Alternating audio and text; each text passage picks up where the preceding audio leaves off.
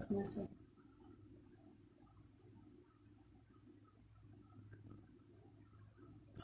Que a graça e a paz do nosso Senhor e Salvador Jesus Cristo seja com todos os amados irmãos, com a Igreja Presbiteriana já de São Paulo, com todos aqueles que têm nos acompanhado na direção do culto no domingo à noite.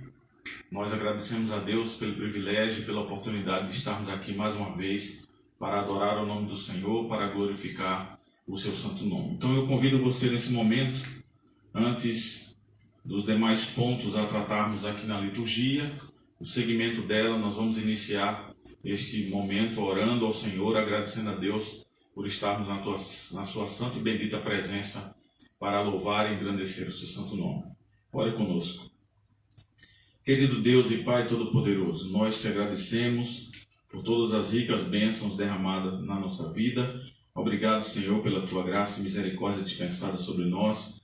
Obrigado pelo teu amor, pela tua compaixão e misericórdia pelo teu povo. Obrigado, Senhor, pela vida da tua igreja em Jardim de São Paulo, pela vida de muitos amados irmãos que fazem parte da Igreja de Cristo. Nós te agradecemos, Senhor, pelo privilégio de podermos estar mais uma vez no domingo, dia do Senhor, no dia do ajuntamento solene, para louvar e engrandecer o seu santo nome. Continua nos orientando, Pai, é o que nós te pedimos, que a nossa mente seja iluminada pelo teu Santo Espírito, para que possamos fazer tudo aqui para a glória e honra do teu nome. Nós rogamos essas ricas bênçãos de misericórdia, no santo nome de Jesus, o teu Filho. Amém. Queridos irmãos, nós vamos fazer a leitura da palavra de Deus. Eu vou pedir para que você abra a sua Bíblia na segunda carta de Paulo aos Coríntios, no capítulo 1, segunda carta do apóstolo Paulo aos Coríntios, capítulo 1, e acompanhe, por favor, a leitura feita do versículo 1 até o versículo 11. Segunda carta de Paulo aos Coríntios, capítulo 1, do versículo 1 ao versículo 11, diz assim a palavra de Deus.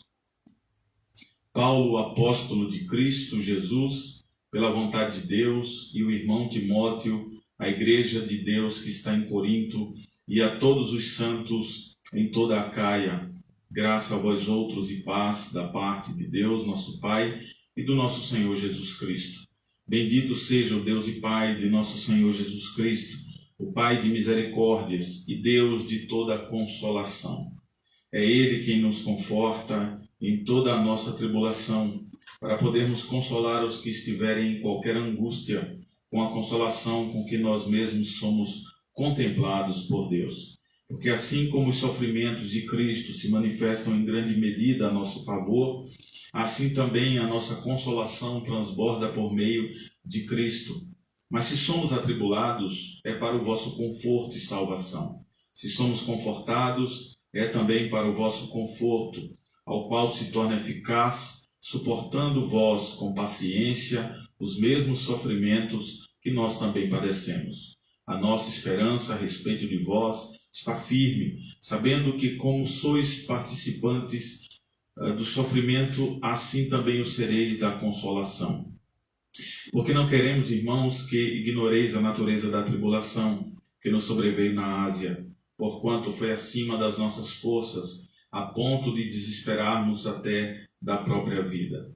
Contudo, já em nós mesmos tivemos a sentença de morte, para que não confiemos em nós, e sim no Deus que ressuscita os mortos, o qual nos livrou e livrará de tão grande morte, em quem temos esperado que ainda continuará a livrar-nos. Ajuda-nos também vós, com as vossas orações a nosso favor, para que por muitos sejam dadas graças ao nosso respeito pelo benefício que nos foi concedido por meio de muitos. Amém.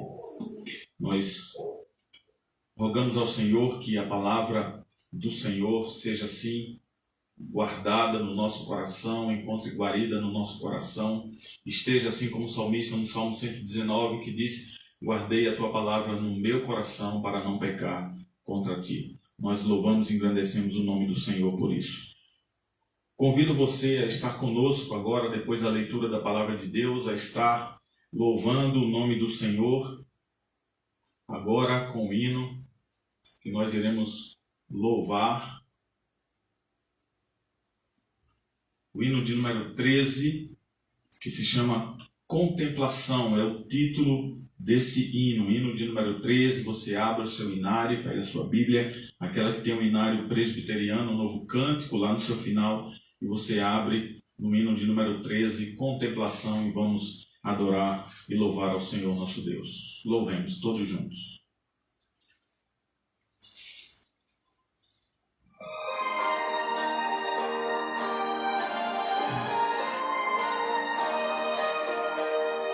Se no céu o sol ardente, vindo visto em seu fulgor, quem contemplará aquele que do sol é criador?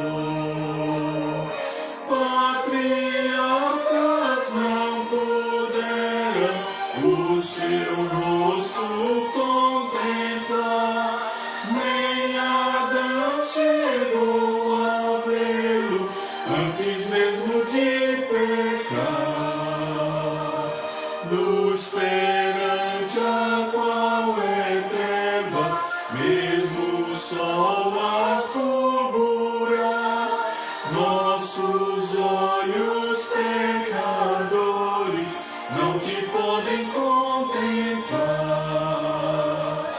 Logo acima da casa santa, sarça ardente do Sinai, são figuras dessa glória do Senhor eterno Pai.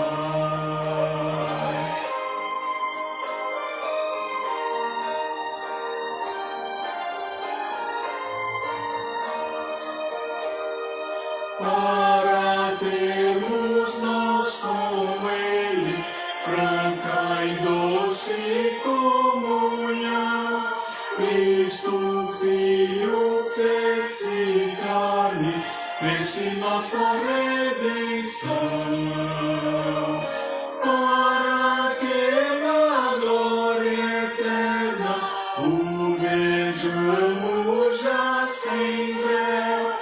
Cristo padeceu a morte, o caminho abrindo ao céu.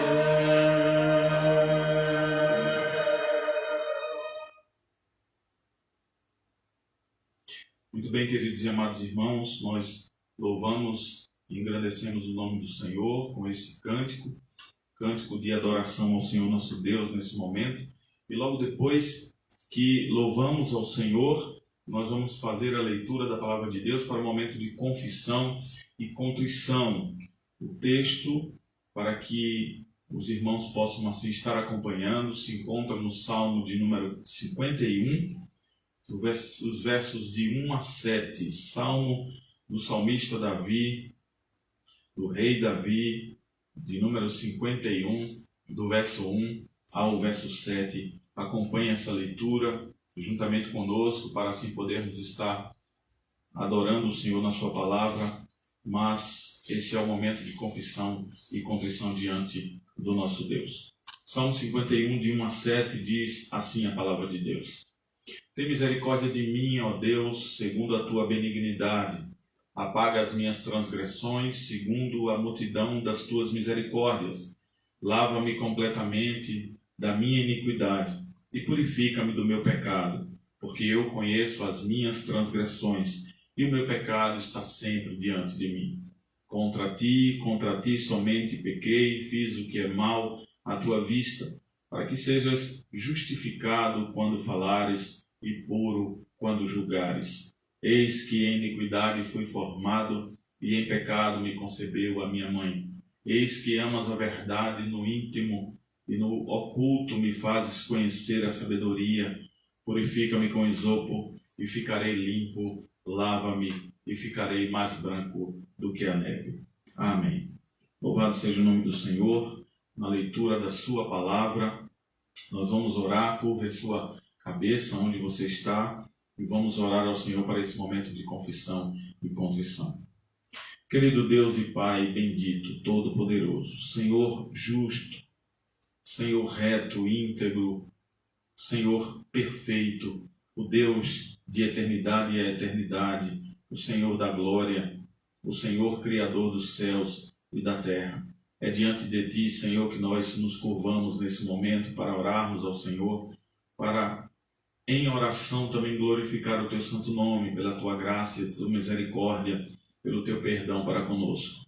Ó Deus, nós rogamos que o Senhor tenha misericórdia de nós diante das muitas falhas que cometemos, diante dos maus pensamentos, palavras e obras, diante também das nossas omissões, ó Deus, ou quando deixamos de fazer o bem.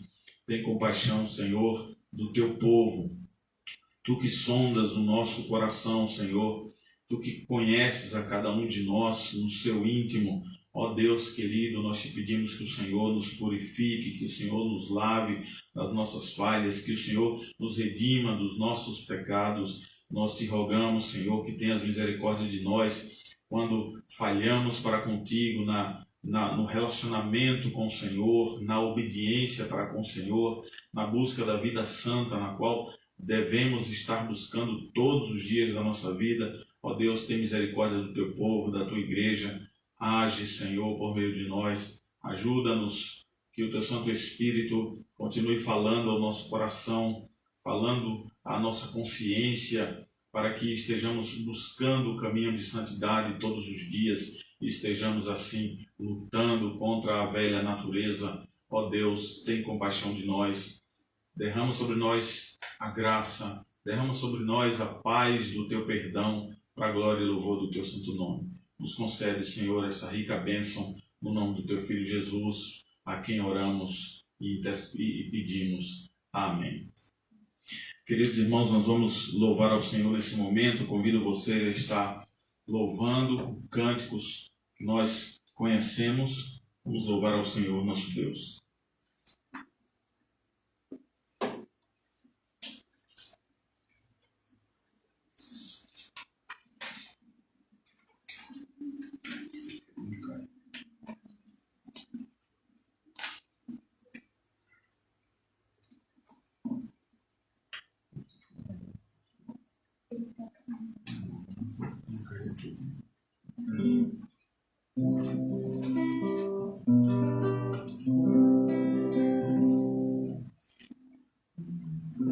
Louvemos ao Senhor com esse cântico. O povo do Senhor está sempre buscando estar na presença do Senhor, e estando na presença do Senhor, nós louvamos numa só voz e declaramos que o Senhor é grande, que o Senhor é exaltado em toda a terra.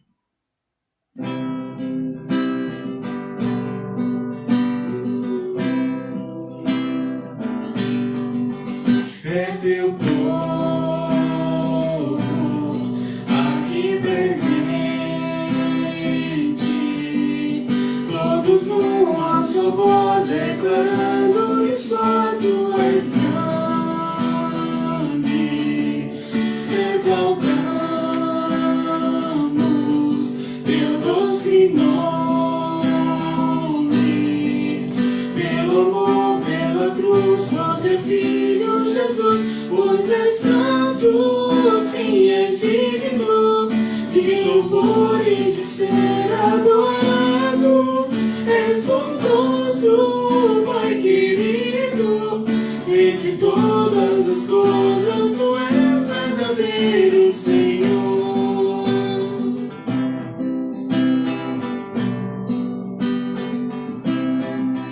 É Teu povo aqui presente, todos numa só voz declarando que só Tu és grande. Exaltamos Teu doce nome,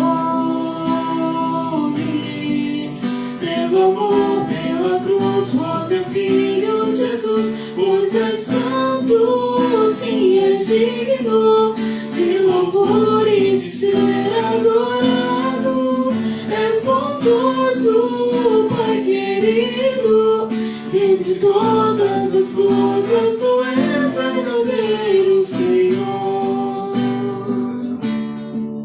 Pois és santo, sim, és digno de louvor e de ser adorado. És bondoso,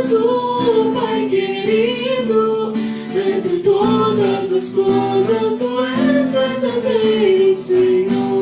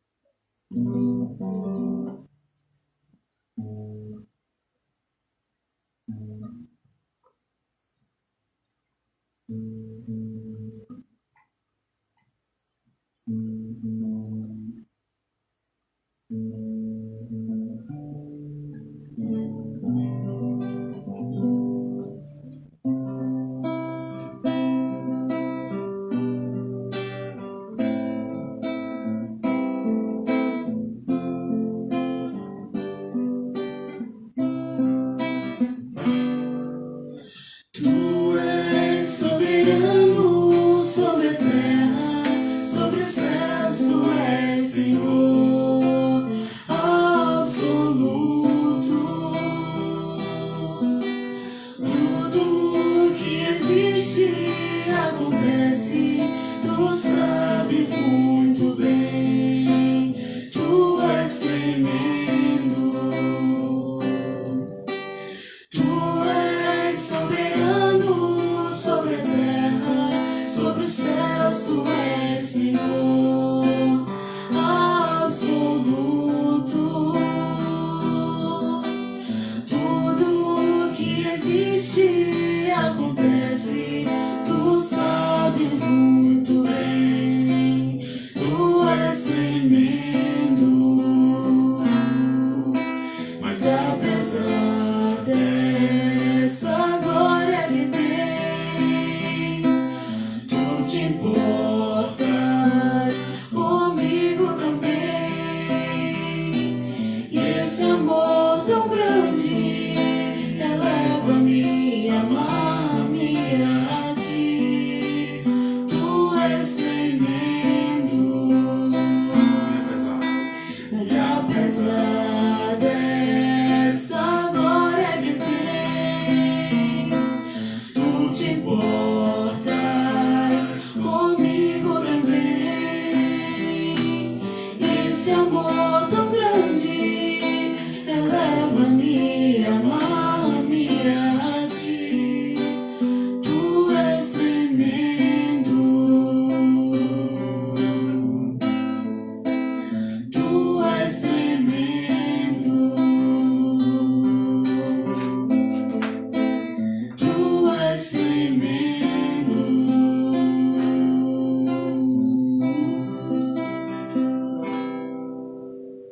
Amém.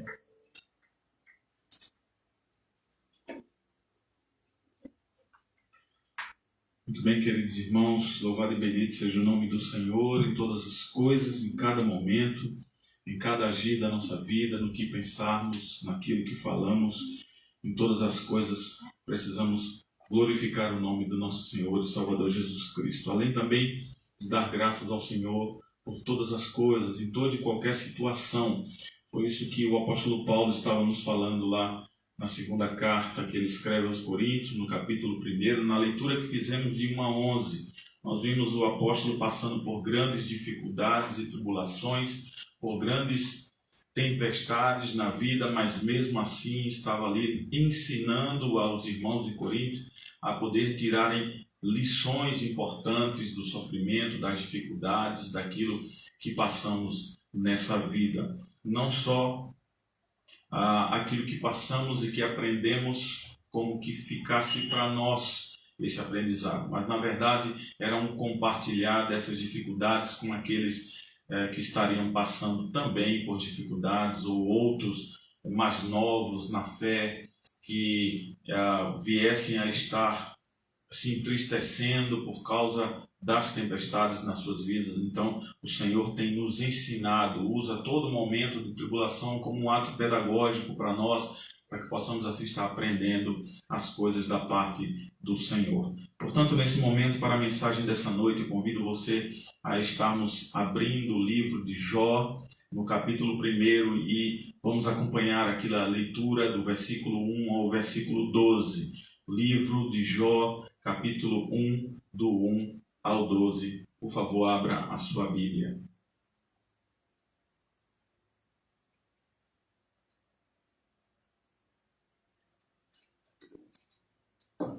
Jó, capítulo 1, do versículo 1 ao versículo 12, diz assim a palavra de Deus. Havia um homem na terra de Uz, cujo nome era Jó, e este era íntegro, reto e temente a Deus e se desviava do mal. E nasceram-lhe 7 filhos e 3 filhas, e o seu gado era de 7.000 ovelhas, 3.000 camelos, 500 juntas de bois e 500 jumentas. Eram também muitíssimos os servos a seu serviço, de maneira que este homem era maior do que todos os do Oriente. E iam seus filhos à casa uns dos outros e faziam banquetes, cada um por sua vez, e mandavam convidar as suas 3 irmãs a comerem e beberem com eles. Sucedia, pois, que decorrido o turno de dias de seus banquetes, enviava Jó e os santificava, e se levantava de madrugada oferecendo holocaustos segundo o número de todos eles. Porque dizia Jó: porventura pecaram meus filhos e amaldiçoaram a Deus no seu coração. Assim fazia Jó continuamente. E num dia em que os filhos de Deus vieram apresentar-se perante o Senhor, veio também Satanás entre eles. Então o Senhor disse a Satanás: de onde vens? E Satanás respondeu ao Senhor e disse: de rodear a terra e passear por ela. E disse o Senhor a Satanás: observaste tu a meu servo Jó? Porque ninguém há na terra semelhante a ele, homem íntegro e reto, temente a Deus e que se desvia do mal. Então respondeu Satanás ao Senhor e disse: porventura teme Jó a Deus debalde? Porventura tu não cercaste de sebe a ele e a sua casa e a tudo quanto tem? A obra de suas mãos abençoaste, e o seu gado se tem aumentado na terra. Mas estende a tua mão e toca-lhe em tudo quanto tem, e verás se não blasfema contra ti na tua face. E disse o Senhor a Satanás: eis que tudo quanto ele tem está na tua mão, somente contra ele não estendas a tua mão. E Satanás saiu da presença do Senhor. Amém. Nós louvamos a Deus pela leitura da sua bendita e santa palavra, na qual rogamos agora ao Senhor em oração, pela iluminação do seu Espírito, a nossa mente, o nosso coração, para podermos aprender as lições importantes que há na palavra de Deus. Querido Deus, obrigado pela leitura da tua palavra, por tudo que fizemos até aqui para adorar o teu santo nome. Sondas o nosso coração, ó Deus, retira dele aquilo que não te agrada, que entristece ao teu espírito, mas nos ajuda, Senhor, a ler a tua palavra e tirar dela lições importantes para a nossa vida, para a nossa prática cristã no dia a dia, ó Deus, aprendendo e vendo que o Senhor toma conta do seu povo, apesar de toda e qualquer situação. Nos ajuda, Pai, é o que nós te oramos agradecidos por essas ricas bênçãos, em nome de Jesus. Amém. Quando o sofrimento, irmãos, chega até nós, quando lemos esse texto e comparamos aquilo que Jó passou com o que vem sobre a nossa vida ou sobre a vida da nossa família, claro que olhando o texto, parece que pessoalmente é incomparável aquilo que Jó passa, de tudo que ele perde e no estado em que ele fica, sem também entender logo de início o que é que está acontecendo, porque todas as coisas estão saindo das suas mãos, estão saindo aparentemente do seu controle, estão saindo da sua vida, desde as coisas materiais até também a parte da sua família, a esposa, filhos. Jó perde todas as coisas que ele tem ao seu redor e que o Senhor concedeu a ele. Então esse sofrimento chega a Jó, e esse mesmo sofrimento também, quando chega a nós, naturalmente nós queremos saber o que ou quem foi o causador de tamanho problema na nossa vida? A resposta a essa pergunta, claro, geralmente mexe em como respondemos à dor. A nossa atenção aqui, quando olhamos para o texto, se concentra imediatamente nas causas mais óbvias, mais claras que poderiam e podem acontecer na vida de um servo, mas se tivermos o olhar errado, vamos apontar erros grotescos, assim como os amigos de Jó, que durante a leitura do texto, quando você lê a história, você vai perceber que eles acusam Jó até de pecado. Você está sofrendo por isso porque você pecou. Então, isso também vem à nossa mente, essas perguntas, elas são geradas também pelo nosso coração. E a nossa atenção, nesse momento de dificuldade, se concentra imediatamente nas coisas primárias que vêm à nossa mente. Então pensamos logo que para uma doença que vem sobre nós, para uma enfermidade, pensamos sobre o que há errado com o funcionamento do nosso corpo. Isso é muito natural. Se algo se abateu, é porque talvez o meu sistema imunológico tenha baixado, alguma coisa tenha acontecido na minha fisiologia e por isso eu estou doente. Depois de um incidente ou acidente que possa vir a acontecer na nossa vida ou com alguém da nossa família, a nossa intenção logo de primeira também é de investigarmos e revisarmos o que aconteceu para ocorrer essas consequências. Como aconteceu e de quem foi a culpa. Essa muitas vezes é a nossa intenção, é a intenção de muitos. E essas são aqui as primeiras impressões, irmãos, que temos sobre o que nos traz a aflição. O Senhor, o Deus da aliança, quando lemos aqui no texto de Jó, e se lermos toda a narrativa, se prestarmos atenção na história, nós vamos concluir essa história quando chegamos ao final do texto e vemos que Deus é o autor de todas as coisas, na sua soberania, na sua bondade, no seu controle.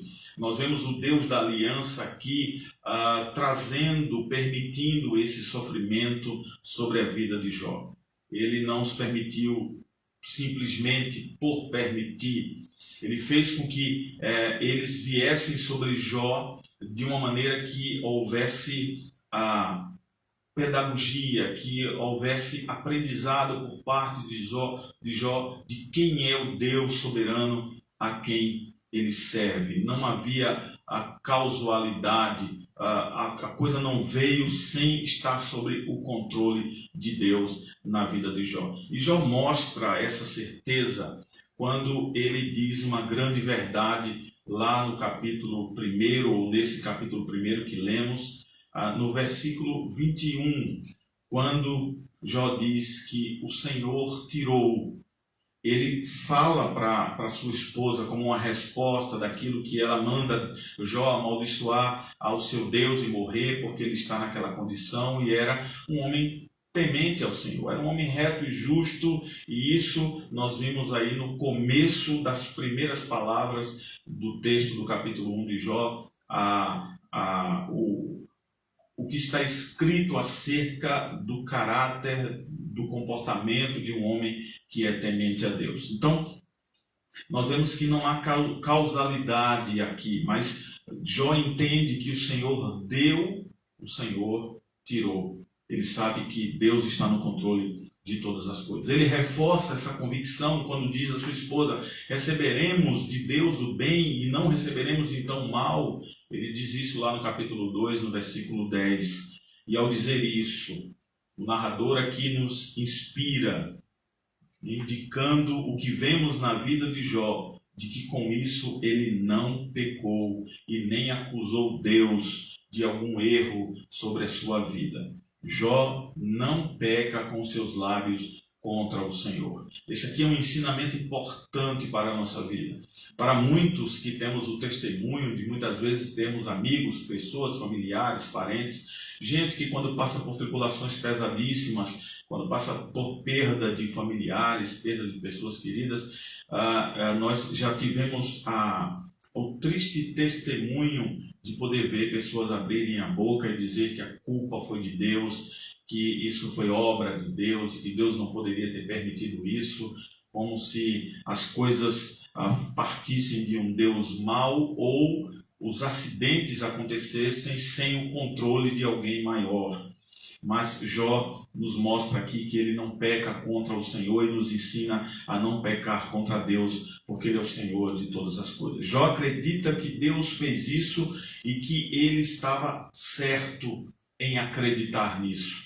Deus fez quando me deu bem, Deus fez quando me tirou todas as coisas, porque as coisas pertencem ao Senhor. Mas nós bem sabemos do desenrolar até o final do livro de Jó e conhecemos o final da história e sabemos que o Senhor restitui a Jó todas as coisas. Mas Jó pratica algo aqui que não é apenas algo que acontece no presente, na nossa vida, na vida da igreja moderna hoje, na vida daqueles que estão hoje no século 21, no ano de 2020, nós temos enfrentado muitas dificuldades a partir dessa pandemia já tão falada, em que estamos aí praticamente com um ano inteiro lutando, batalhando com relação a essa pandemia que tem assolado tantas famílias, tem assolado o mundo inteiro. Não apenas Jó passou por essas dificuldades, não apenas a leitura lá da segunda carta do apóstolo Paulo aos Coríntios, Paulo dizendo que passou por tribulações, não apenas o apóstolo passou por tribulações, mas foi sempre assim durante toda a vida, inclusive no Antigo Testamento com os profetas, servos fiéis a Deus. Nós podemos ver o autor aos Hebreus citando lá no capítulo 11, do versículo 32 ao 38, falando sobre esses de sofrimento, sobre essas dificuldades, sobre aqueles que passaram por coisas terríveis, mesmo estando servindo ao Deus Todo-Poderoso. E foi igualmente para com esses homens e mulheres no Antigo Testamento, foi com a vida de Jó, e foi igualmente não só com a vida de Paulo, um dos apóstolos, mas com outros apóstolos. Todos eles, praticamente, com exceção do apóstolo João, foram mártires na caminhada cristã. Todos eles passaram por extrema dificuldade. E o próprio Cristo, não podemos isentar o exemplo do próprio nosso Senhor e Salvador Jesus Cristo, Filho de Deus, foi rejeitado, desprezado, foi crucificado, isso publicamente, foi açoitado, foi cuspido, passou por tormentas profundas, por angústias e tristezas. E quando a igreja em Atos cresce, acontece uma intensa perseguição ali. Veja, toda a história revela esse passo de dificuldade, essa caminhada de dificuldade, de um caminho extremamente estreito e espinhoso. E lá em Atos, quando é descrito ali a partir do capítulo 2, como é que vivia a vida daqueles irmãos, mas ali, quando a igreja se une, quando a igreja está em comunhão e ela prega a palavra de Deus, ela proclama o Evangelho, as boas novas de salvação, acontece também uma intensa perseguição que causa mais mártires na história da igreja.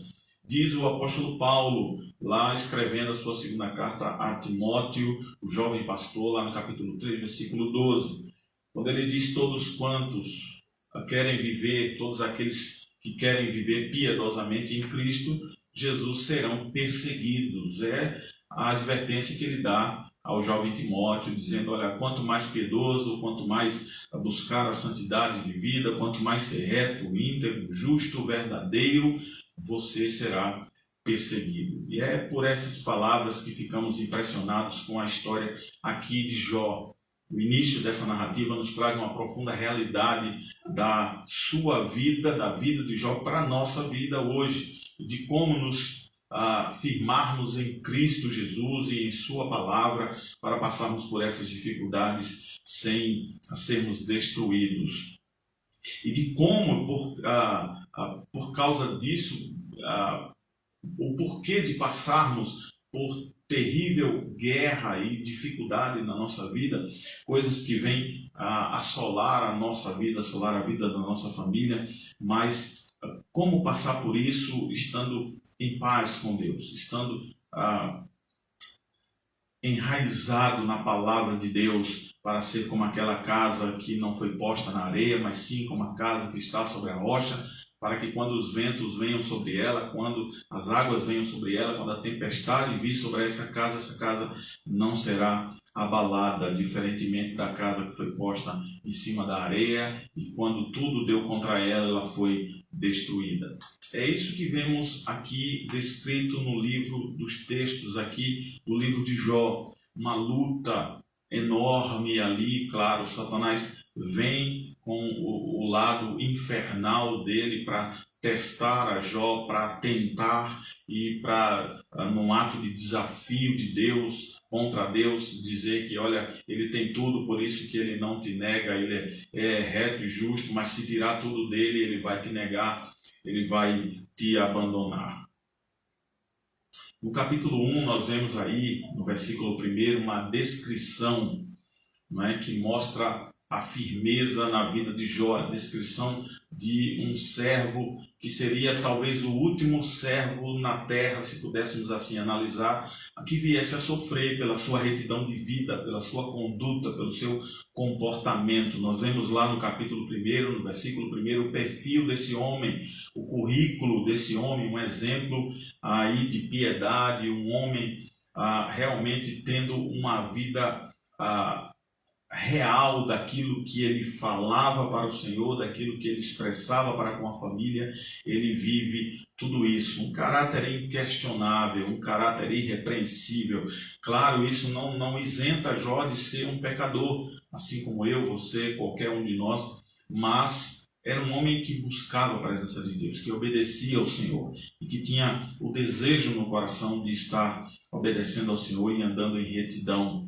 Era de uma conduta irrepreensível, um homem justo, um homem que levava o tempo todo Deus a sério e se curvava a Ele, não procurava chegar perto daquilo que trazia tristeza ao Espírito, ao Espírito Santo de Deus, alguma coisa que viesse trazer tristeza ao coração de Deus. Jó se apartava desse mal, se desviava dele, guardava o seu coração. É isso que o autor nos traz aí do versículo 1 ao versículo 5 do capítulo 1. Os versículos 2 e 3 nós podemos ver ali a fidelidade de Jó. Mas aquilo que eu falei antes, acerca do que o apóstolo Paulo fala a Timóteo, de quanto mais reto, quanto mais buscar a santidade, quanto mais buscar estar justo diante de Deus, mais as coisas por fim acabam por estar nos acontecendo. Mas por causa justamente da fidelidade, sobrevieram sobre ele as bênçãos de Deus, claro, né? O tornando bem-sucedido. Foi por sua retidão, por sua verdade, que ele se torna bem-sucedido. Mas mesmo diante de toda aquela riqueza que ele tinha, de tudo que ele possuía, que Deus havia concedido a ele, Jó não tinha perdido a piedade, Jó não tinha perdido a sua sinceridade, a sua singeleza. Um homem humilde, um homem simples, que era mais preocupado com a sua família, naquilo que poderiam fazer contra Deus, do que propriamente naquilo que ele possuía. Então nós vemos aqui um homem com temor diante de Deus, e ao mesmo tempo um homem que tem temor diante de Deus. Ele é um homem de sucesso, ele é um homem que tem bens. O Senhor o abençoou com toda sorte de bênçãos materiais na vida desse homem.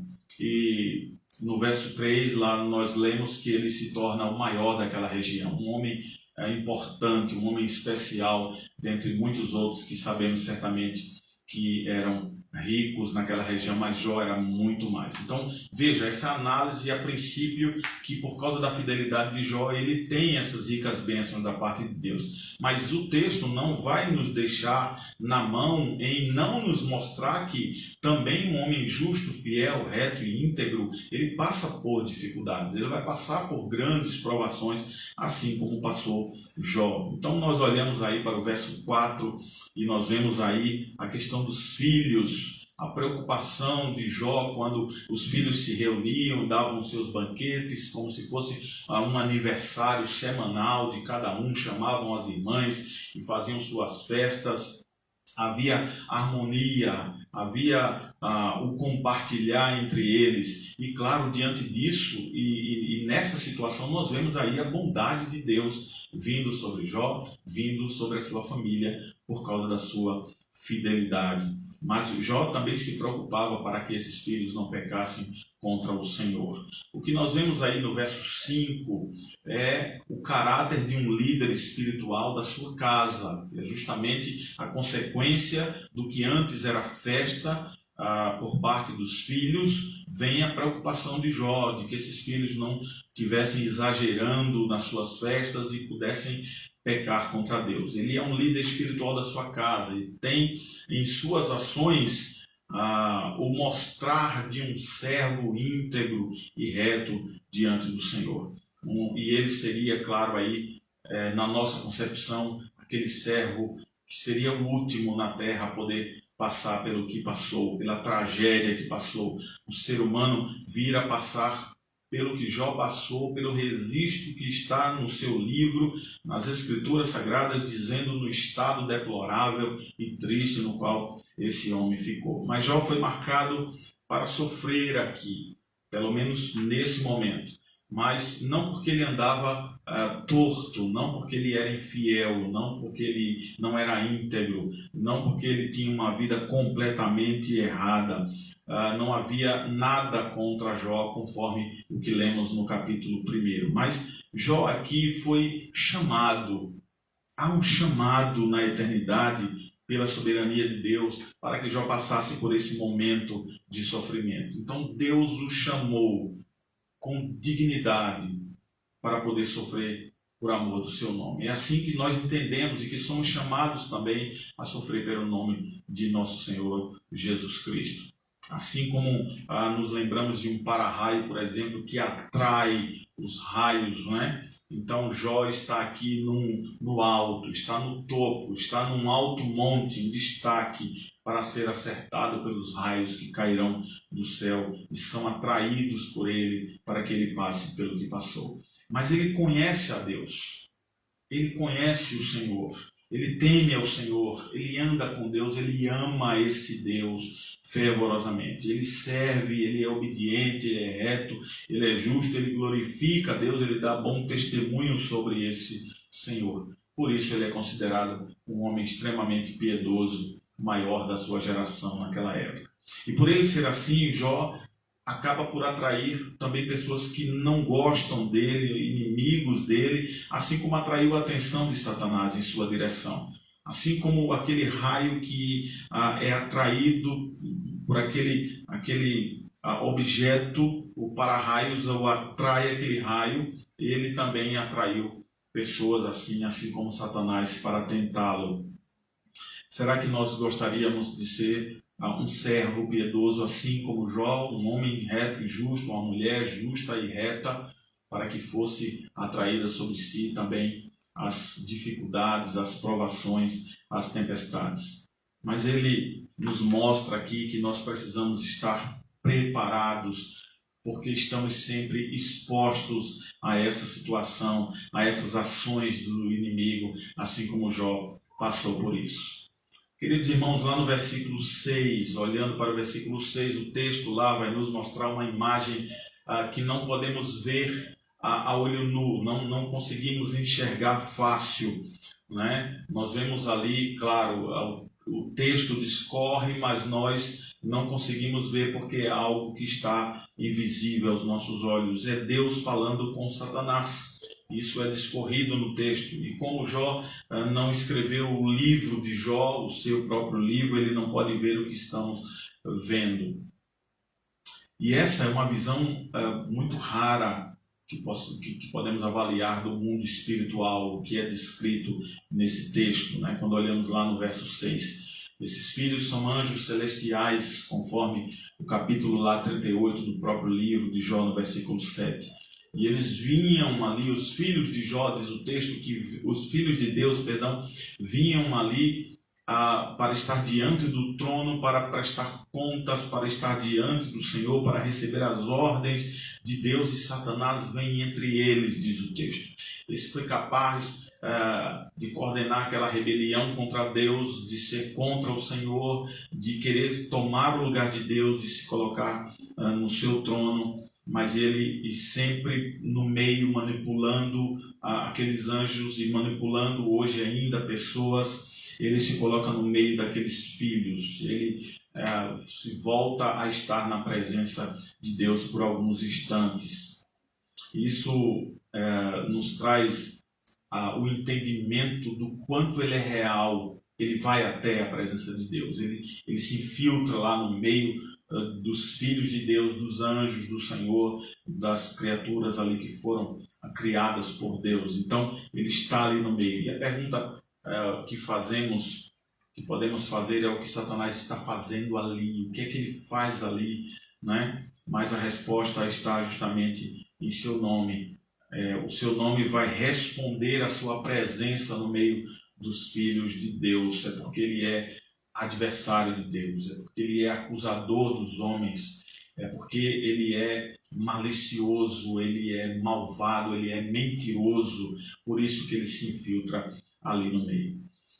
O versículo 7, irmãos, tem a expressão de que o Senhor disse a Satanás, uma expressão ali de tomada de ordem, tomada de posição, uma expressão de iniciativa da parte de Deus. Ele pergunta e o diabo responde, é o que vemos no verso 7. Então perguntou o Senhor a Satanás: de onde vens? Claro que é uma pergunta retórica. Deus sabe de onde ele vinha, Deus sabe de todas as coisas. Deus é onipresente, onipotente, onisciente. Deus sabe de tudo, ele vê tudo, nada escapa aos seus olhos, e sabia, claro, de onde ele vinha. Mas é uma pergunta retórica para que haja um diálogo, para que a gente possa entender o relato da história do que se passou na vida de Jó. Então, de onde vens? É a pergunta de Deus. E, claro, não é uma pergunta para que ele responda algo do que não saiba, não é isso?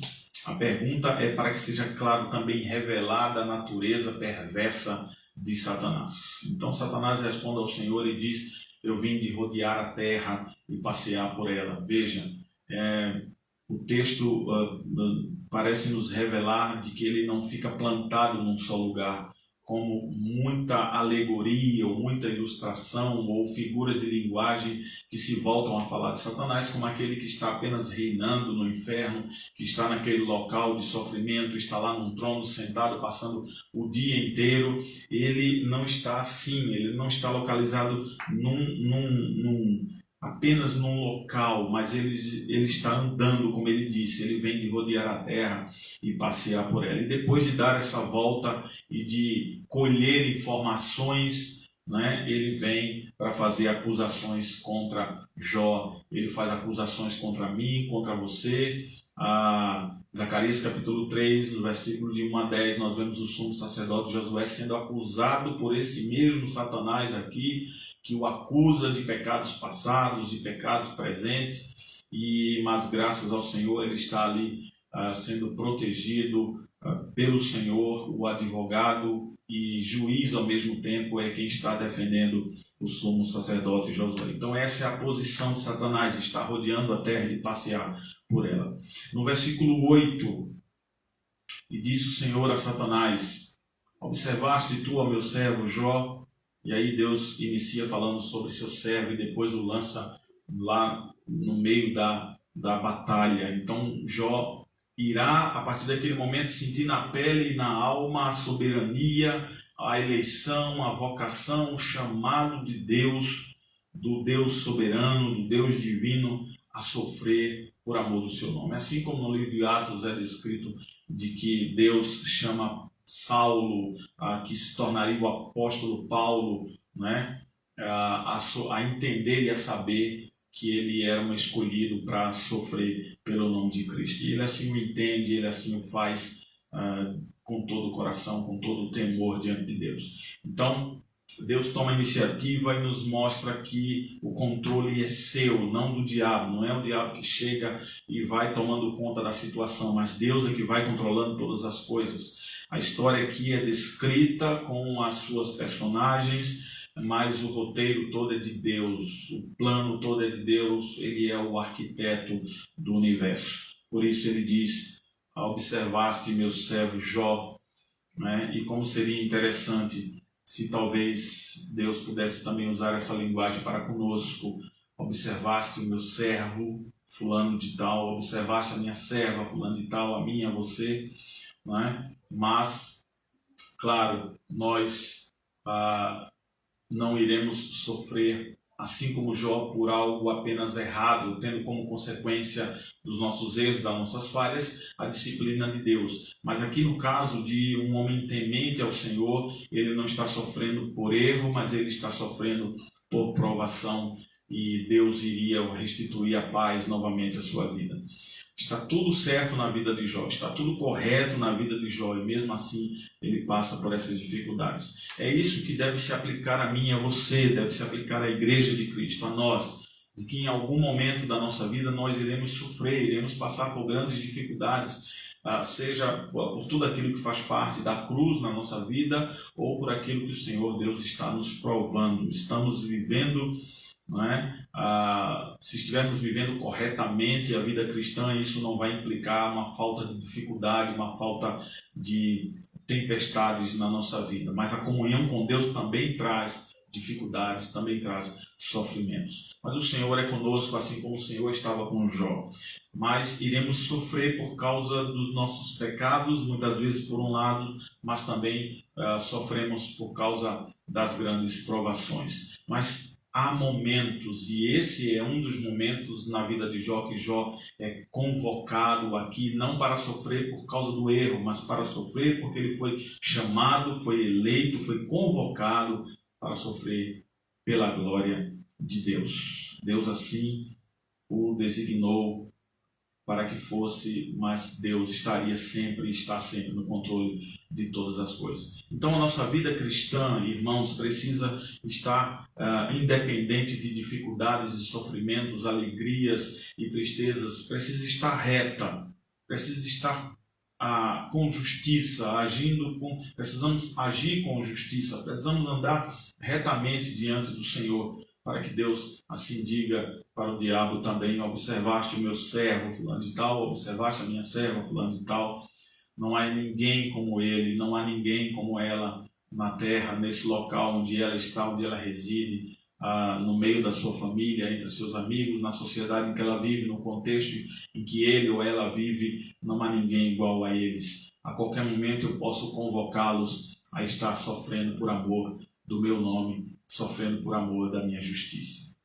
Mateus capítulo 5, versículo 11, o Senhor Jesus Cristo no Sermão do Monte diz: bem-aventurados sois vós quando vos injuriarem, perseguirem e mentindo disserem todo mal contra vós por minha causa. Eis aqui a correlação com o que passa na vida de Jó naquele momento, né? A retidão. Então o Senhor nos exalta nesse momento aí: bem-aventurados sois, felizes sois quando injuriarem vocês, quando perseguirem vocês, quando tentarem matar vocês, quando mentirem contra vocês, quando disserem todo tipo de coisas ruins contra vocês por minha causa, felizes vocês são.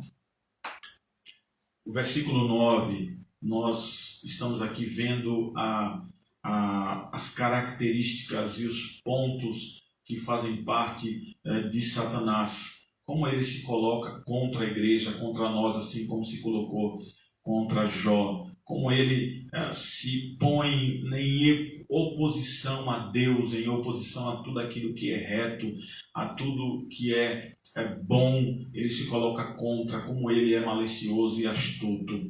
Veja como ele responde a Deus logo depois que Deus fala com ele e diz que você viu meu servo Jó, a maneira como ele é, o caráter que ele tem, a maneira como ele se comporta. Então Satanás astutamente, mas claro, Deus sabe disso, diz: então respondeu Satanás lá no texto ao Senhor e disse: porventura teme Jó a Deus debalde?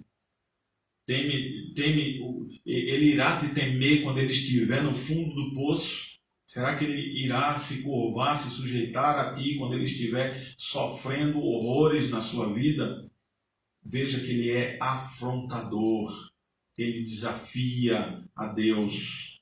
Satanás acusa Jó de servir a Deus por motivos pessoais, como se fosse um homem interesseiro, que estivesse cheio de bens e só serve a Deus porque tem muitas coisas, porque o Senhor concedeu esses bens materiais a ele, sendo também uma acusação de fato contra Deus, como se fosse algo de barganha. Eu sou temente porque o Senhor me dá.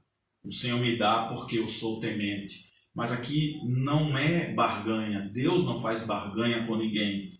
Ninguém irá adorar a Deus por barganha, nem o servirá também com esse tipo de barganha. Muito menos o louvará por interesse.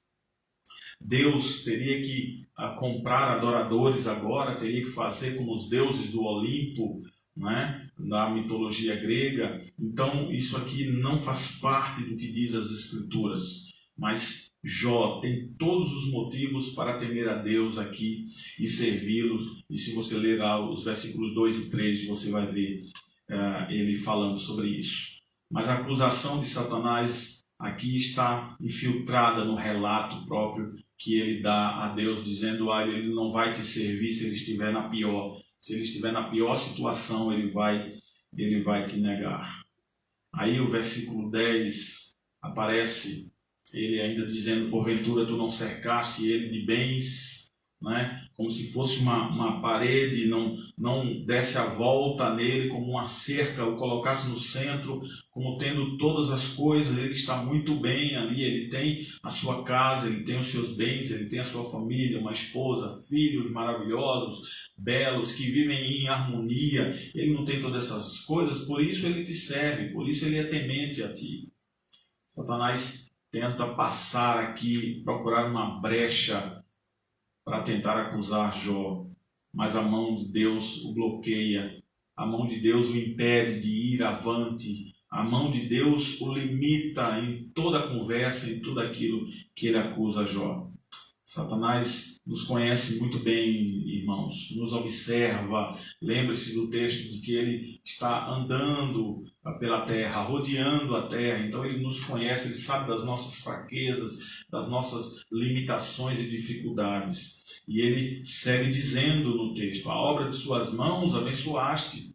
Olha, deste tudo a Jó, em tudo que ele toca, tudo prospera, tudo se multiplica. Abençoaste o seu gado, e esse gado, esses bens, essa riqueza tem aumentado na terra. Essa é a acusação que Satanás faz para com Jó. É acusado ele receber bênçãos. Ele está recebendo bênçãos da tua parte.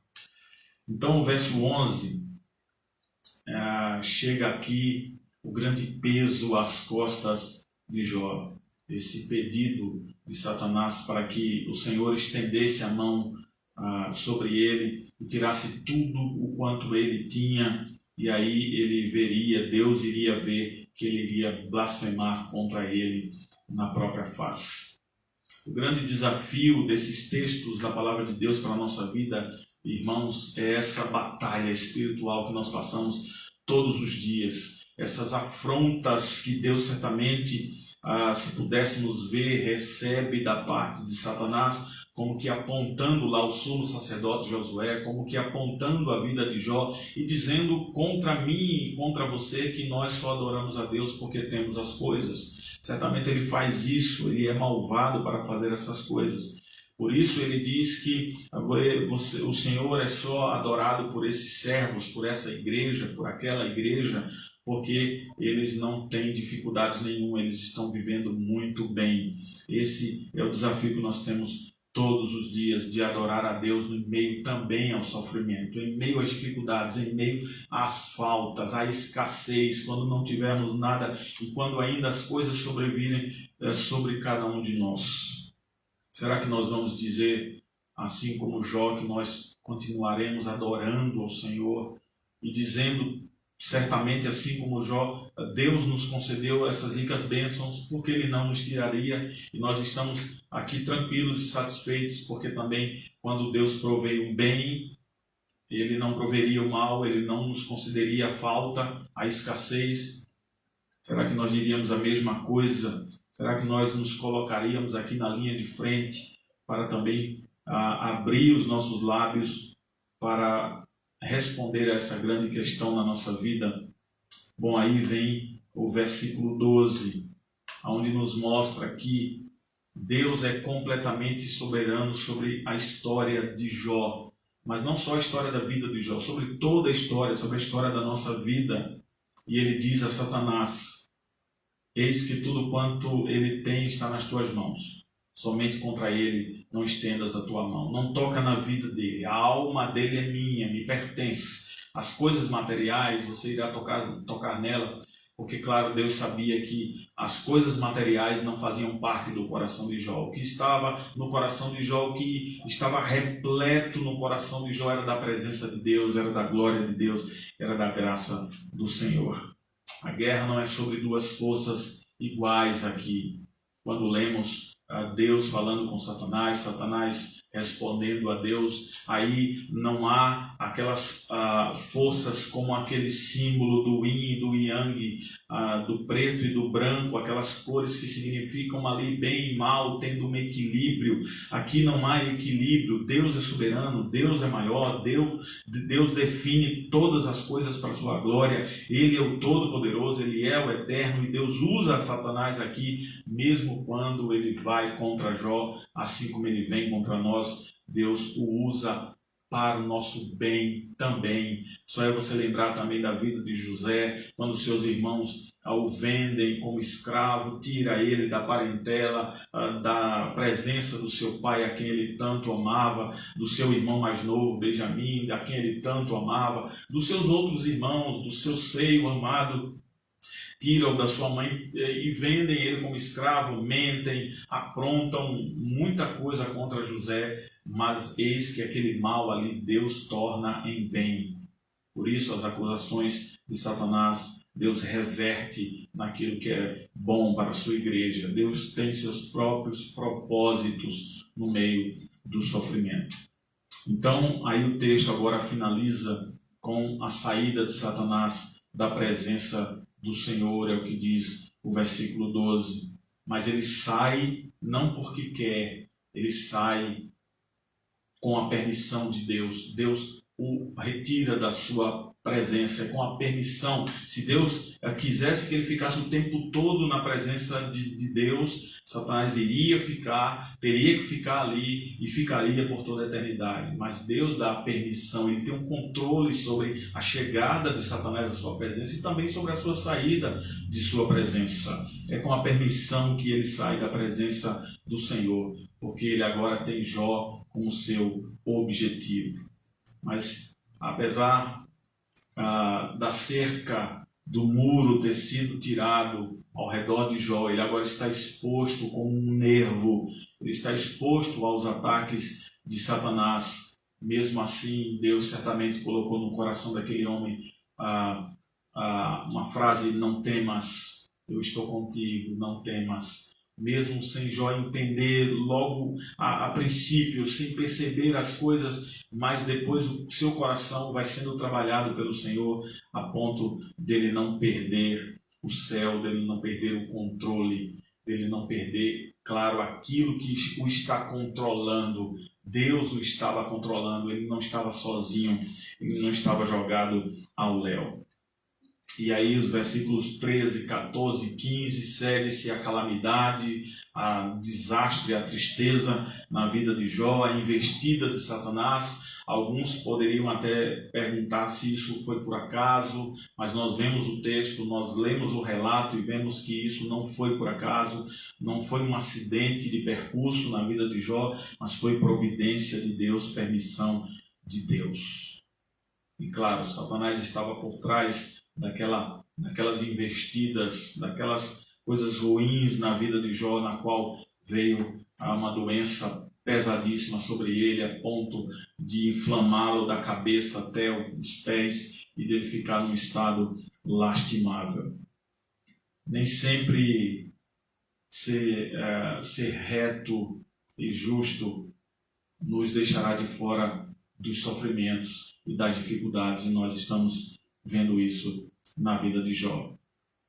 Passaremos por dificuldades, passaremos por grandes tribulações, mas o ensino, a aplicação que o texto de Jó deixa para a nossa vida é que nós precisamos estar firmes, convictos de que Deus está no controle de todas as coisas.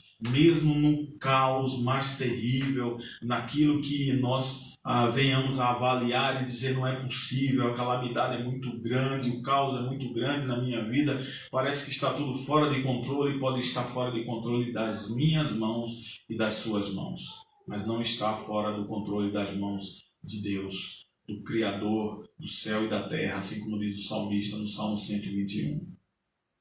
Jó é mostrado ali no versículo 20 como um servo firme, mesmo vendo como tudo ficou, como ficou a sua situação, a perda de todas as coisas que ele tinha, aonde gerou-se na leitura da palavra de Deus aquela expressão popular das pessoas dizerem fulano ficou pobre de Jó, né? Ficou numa situação terrível, completamente sem nada e adoecido de corpo e de alma.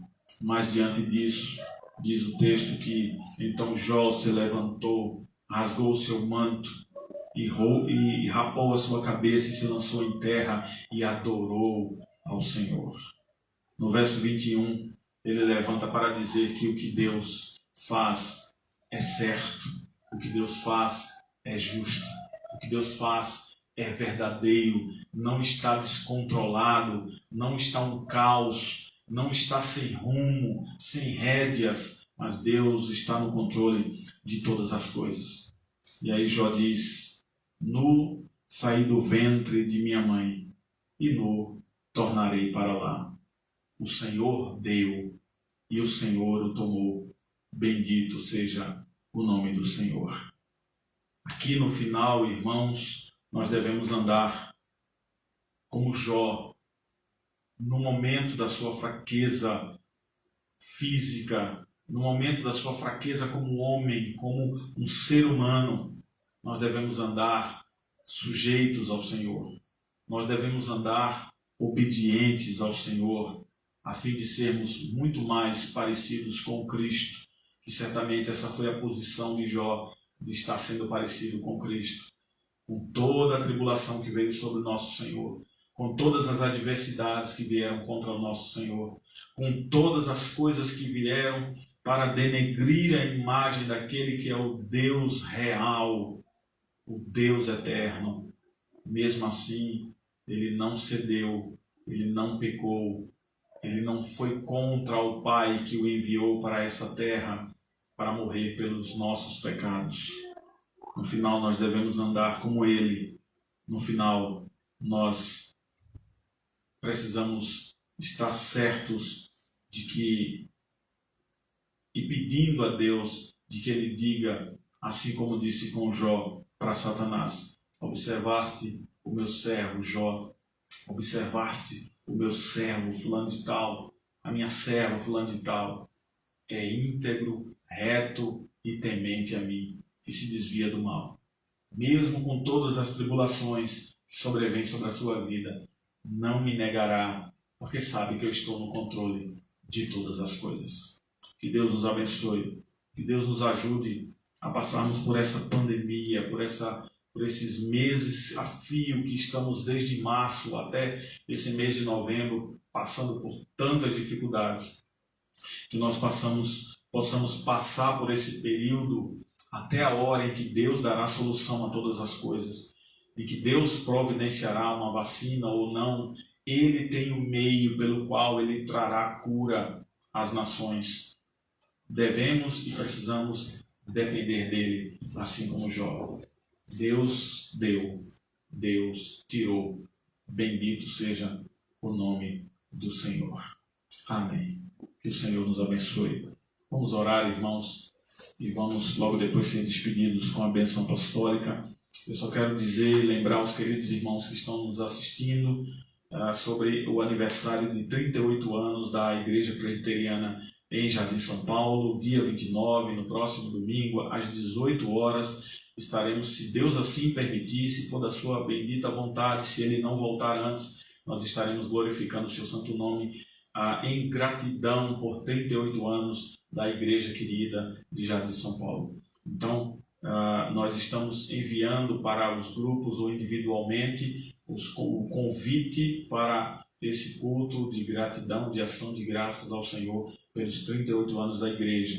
Sob toda medida de segurança, com todo o protocolo, nós estaremos, se Deus assim permitir, juntos, próximo domingo às 18 horas, ouvindo, se Deus assim permitir, a palavra de Deus por meio do reverendo Stefano Alves, o diretor do nosso Seminário Presbiteriano do Norte, juntamente com outros amados irmãos que estarão louvando e adorando o nome do Senhor. Vamos orar e vamos ser despedidos com a bênção apostólica. Querido Deus e Pai, nós te agradecemos por todas as coisas, por tudo, ó Deus, que passamos até aqui. Te agradecemos por todos os momentos de tribulação, de falta, de escassez, de dificuldades, onde o Senhor tem nos ensinado em todos esses momentos sobre a sua providência, sobre a sua soberania, sobre o controle das suas mãos, sobre todas as coisas, sobre a nossa vida e sobre a vida da igreja. Obrigado, Senhor, pela tua presença conosco. Nos dá uma semana de paz, de graça, de misericórdia, de contentamento diante da tua presença. Livra-nos do mal, ó Deus, consola-nos e conforta com teu Santo Espírito.